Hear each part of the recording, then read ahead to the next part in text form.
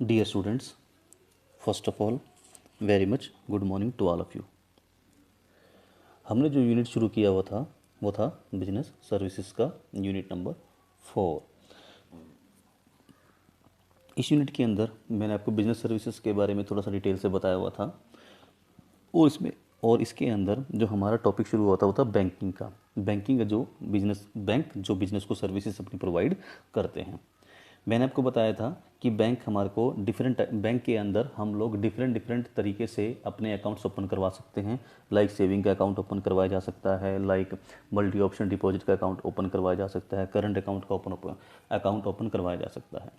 इसी तरह मैंने आपको बताया था पिछली वीडियो के अंदर कि बैंक हमें 5 तरीक़ों से लोन भी प्रोवाइड करता है, हमें पैसे प्रोवाइड करता है कि हम अपने बिजनेस को अच्छे से ऑर्गेनाइज कर सकें, हम अपने बिजनेस को अच्छे से चलाया जा सकें, जैसे कि बैंक ड्राफ्ट, बैंकर्स चेक्स, पे order, overdraft, cash credit etcetera. आज की वीडियो के अंदर मैं आपको बताऊंगा कि बैंकों के अंदर एक डिजिटल पेमेंट का सिस्टम भी आज की डेट में इंट्रोड्यूस हो चुका है। With the introduction of internet in the field of banking, now digital payments can be done with the help of bank और with the help of internet, right. Digital payment के बारे में आज हम डिस्कस करेंगे। तो आइए स्टूडेंट्स हम स्टार्ट करते हैं आज की टॉपिक में डिजिटल पेमेंट्स और इलेक्ट्रॉनिक फंक्शंस ऑफ बैंकिंग के। आज का टॉपिक क्या रहेगा हमारा? डिजिटल पेमेंट और इलेक्ट्रॉनिक फंक्शन ऑफ बैंक और ई बैंकिंग। ये सभी एक ही चीज़ के नाम है। मैं रिपीट करता हूँ कि digital payment oblique electronic functions of bank oblique E banking, ये सभी एक ही चीज़ के नाम हैं। नॉर्मली बैंक के पास 6 तरीके हैं हमारे सिलेबस के अकॉर्डिंग।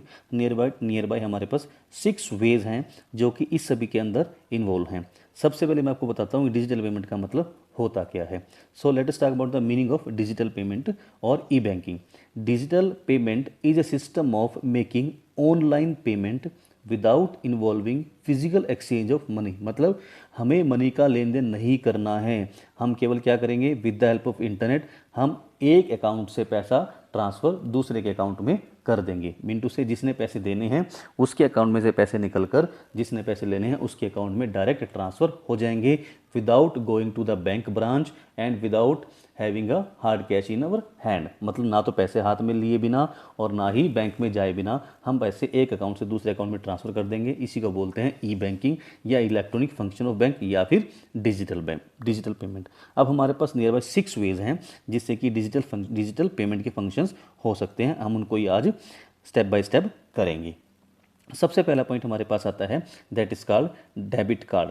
आप सभी स्टूडेंट्स ने एटीएम तो देखा ही होगा। ATM is a one form of debit card. ATM जो है हमारा वो डेबिट कार्ड का एक सबसे बढ़िया एग्जाम्पल है। अब होता क्या है डेबिट कार्ड के अंदर? डेबिट कार्ड के अंदर होता क्या है? मान लीजिए हमारे बैंक के अंदर 10,000 रुपये पड़े हैं।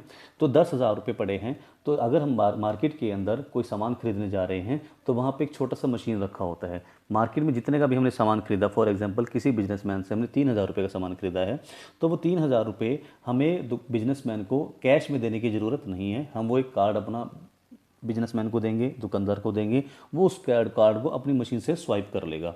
मिनटों से हमारे अकाउंट से पैसा ऑटोमेटिकली ट्रांसफर होकर उस बिजनेसमैन के अकाउंट में चला जाएगा। This is the work of debit card. लेकिन डेबिट कार्ड में एक खास बात यह है कि जितना पैसा हमारे बैंक में पड़ा है हम केवल उतने पैसे को ही इस्तेमाल कर सकते हैं। जैसे हमारे बैंक में पैसे 0 हो गए, डेबिट कार्ड हम लोग इस्तेमाल नहीं कर पाएंगे, कोई भी पैसा बैंक से ट्रांसफ़र नहीं हो पाएगा। दूसरा पॉइंट हमारे पास आता है इसमें क्रेडिट कार्ड। क्रेडिट कार्ड की फैसिलिटी कस्टमर के ट्रस्ट वर्दी पीपल्स को ही मिलती है। मीनटू से जिन लोगों की बैंक के अंदर अंडरस्टैंडिंग है या जिन लोगों ने बैंक से फैसिलिटी ली हुई है उनको ही क्रेडिट कार्ड की फैसिलिटी मिलती है। अब क्रेडिट कार्ड क्या है? क्रेडिट कार्ड का मतलब ये है कि हमें बैंक में मान लीजिए हमारा 0 बैलेंस है, लेकिन बैंक से हमने एक क्रेडिट कार्ड की फैसिलिटी ली है कि अप टू ₹10,000 तक या अप टू ₹20,000 तक हम मार्केट के अंदर पेमेंट्स कर सकते हैं। फॉर एग्जांपल आप एग्जांपल लीजिए कि हमने मान लीजिए फैसिलिटी ली है कि 10,000 रुपये तक हम लोग 10,000 रुपये तक हम लोग पेमेंट्स कर सकते हैं और हमारे बैंक के अकाउंट में 0 बैलेंस है। तो जब भी हम शॉपिंग करने जाएंगे या सामान लेने जाएंगे या हमने कोई पेमेंट्स करनी है तो हम उस कार्ड के थ्रू 10,000 रुपये तक की पेमेंट कर सकते हैं, जबकि हमारे अकाउंट के अंदर कोई पैसा नहीं है।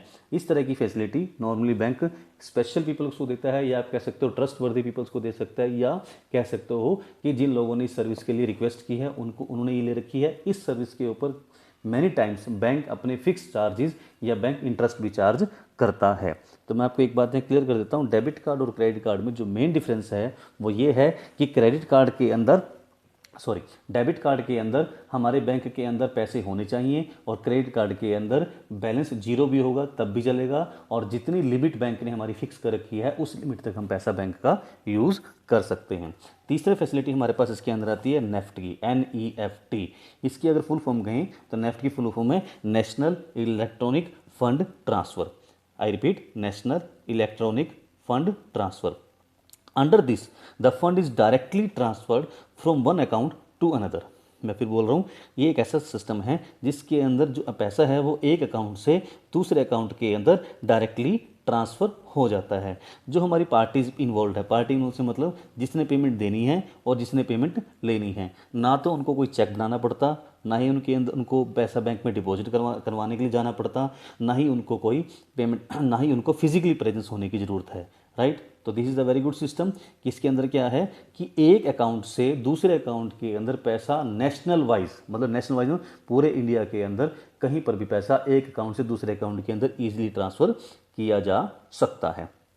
ठीक है जी, अब आ जाइए फोर्थ पॉइंट पर, that is called RTGS। RTGS की फुल फॉर्म क्या है? Real time gross settlement. मैं रिपीट करता हूँ, RTGS की full form real time gross settlement. अब रियल टाइम ग्रॉस सेटलमेंट क्या है, मैं इसको थोड़ा सा एक्सप्लेन करता हूँ। Real time gross settlements are fund transfer system where transfer of money take place from one bank to another on a real time and on gross basis. यहाँ पे दो बातें यूज़ कर रहा हूँ मैं, on a real time and gross basis. अब ये सब क्या है जरा समझिए, इन्हीं दो वर्ड्स पे हम लोग फोकस करेंगे आज कि रियल टाइम और real time and gross basis क्या है। First point, settlement on real time. Settlement और रियल टाइम का मतलब क्या है? It means payment transaction is not subject to any waiting period. Subject to any waiting period का मतलब क्या है?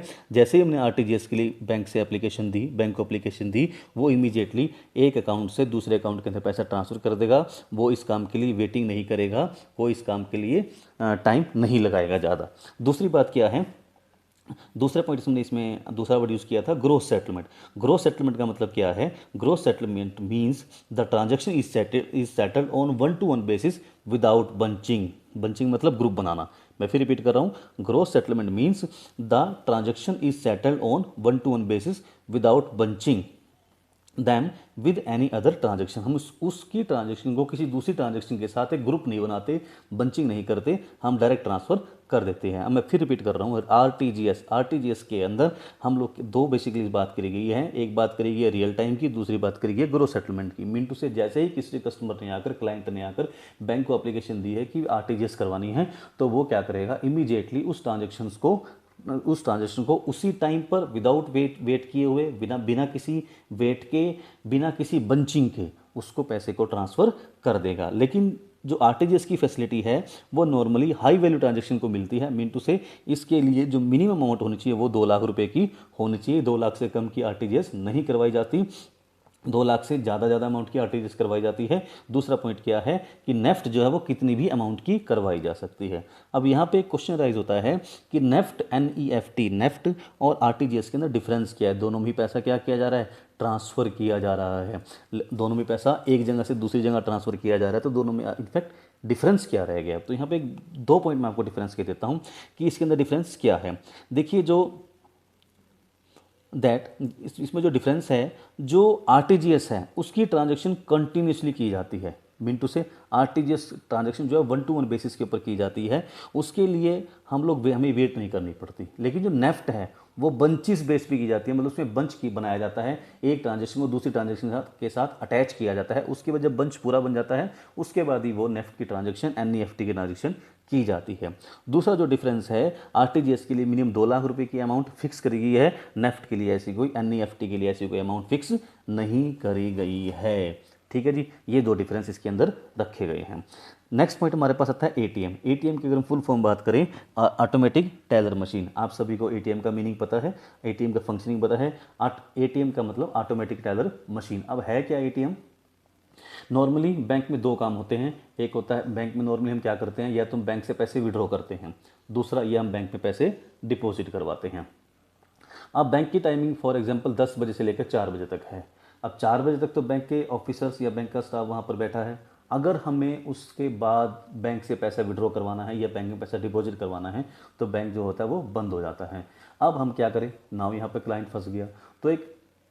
तो यहाँ पर बैंक ने एक फैसिलिटी प्रोवाइड करी है, वो है एटीएम मशीन की। एटीएम मशीन के अंदर हम 24 आवर्स की फैसिलिटी है और मल्टीप्लाई बाय 7, मतलब 7 के 7 डे, सैटरडे संडे की भी कोई छुट्टी नहीं है, कोई हॉलीडे नहीं है।